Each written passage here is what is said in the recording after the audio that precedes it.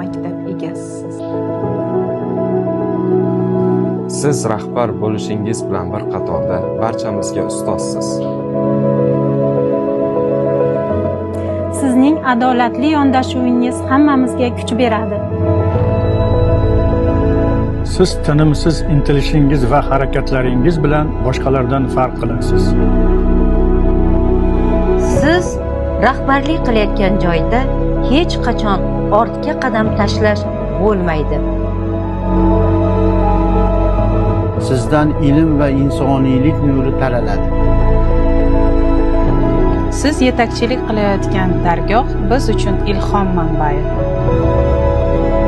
Siz har bir xodimni e'tibordan chetda qoldirmaydigan shaxs. Siz jamoamiz birdamligi negizisiz. Oliygohimiz obro'si uchun tinimsiz mehnati singan insonlardan birisiz. Siz bizni ilhomlantiradigan ilm va e'tibor timsolisiz.